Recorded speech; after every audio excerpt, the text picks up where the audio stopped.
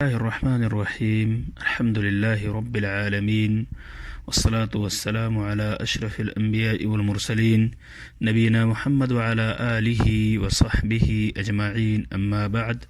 السلام علیکم ورحمۃ اللہ وبرکاتہ. قابل احترام سامعین کرام، آج کے اس درس میں 40 نویہ کی 19ویں حدیث جو تقدیر اور توکل علی اللہ سے متعلق ہے، اس کا ترجمہ سماعت فرمائیں گے.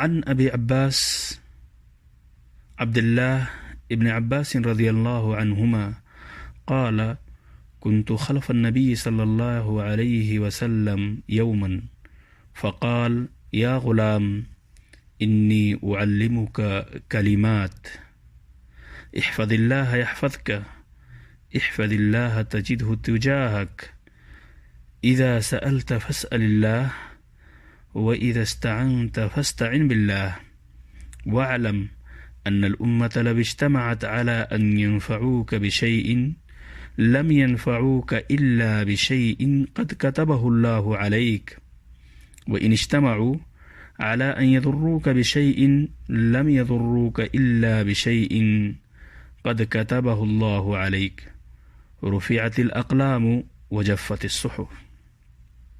رواه الترمذي وقال حديث حسن صحيح. وفي رواية غير الترمذي احفظ الله تجده أمامك تعرف إلى الله في الرخاء يعرفك في الشدة واعلم أن ما أخطأك لم يكن ليصيبك وما أصابك لم يكن ليخطئك واعلم أن النصر مع الصبر وأن الفرج مع الكرب وأن مع العسر يسرا. سامعین کرام، اس حدیث کا ترجمہ پیش خدمت ہے. عبداللہ ابن عباس رضی اللہ عنہما سے روایت ہے کہ میں ایک روز نبی اکرم صلی اللہ علیہ وسلم کے پیچھے تھا. عبداللہ ابن عباس رضی اللہ عنہ فرماتے ہیں کہ میں ایک دن نبی اکرم صلی اللہ علیہ وسلم کے پیچھے تھا کہ آپ نے فرمایا، اے بچے، یا غلام انی اعلمک کلمات، اے بچے میں تجھے چند کلمات کی تعلیم دیتا ہوں. وہ کون سے چند کلمات؟ احفظ اللہ یحفظک، اللہ کی حفاظت کرو، اللہ تمہاری حفاظت کرے گا. اللہ کی حفاظت کر، اس کو اپنے سامنے پائے گا، اور جب تو مانگ تو اللہ سے مانگ، اور جب تو مدد طلب کر تو اللہ سے ہی مدد طلب کر. یقین جان لے کہ اگر ساری امت اکٹھا ہو جائے کہ تجھے کچھ نفع پہنچا دے، کچھ فائدہ پہنچا دے، تو نفع نہیں پہنچا سکتی مگر صرف اتنا ہی جتنا اللہ نے تیرے لیے لکھ دیا ہے. اور اگر ساری امت اس کے برخلاف اکٹھا ہو جائے کہ تجھے کچھ ضرر یا نقصان پہنچا دے، تو ضرر نہیں پہنچا سکتی مگر صرف اتنا ہی جتنا اللہ تعالیٰ نے تیرے خلاف لکھ دیا ہے. قلم اٹھا لیے گئے ہیں اور صحیفے خشک ہو چکے ہیں. رفعت الاقلام وجفت الصحف، قلم اٹھا لیے گئے ہیں، صحیفے خشک ہو چکے ہیں، یعنی تقدیر لکھی جا چکی ہے.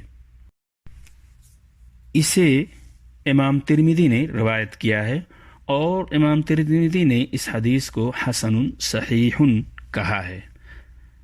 ترمذی کے علاوہ ایک دوسری روایت میں موجود ہے، اس کی عبارت یہ ہے، احفظ اللہ تجدہ امامک، اللہ کی حفاظت کر، اس کو اپنے سامنے پائے گا. اللہ سے خوشحالی میں پہچان بنا کے رکھ، وہ سختی میں تجھے پہچانے گا. اور یقین رکھ کہ جو نعمت یا مصیبت تجھ سے ہٹ گئی ہے وہ تجھ تک پہنچنے والی نہیں تھی۔ وما اصابک لم یکن لیخطئک،